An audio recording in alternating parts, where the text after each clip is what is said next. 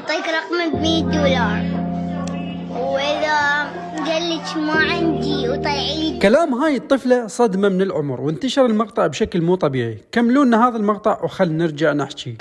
ولا لا جزء 5000 50 80 وضيسة مستقلة أطلع لكم إياه.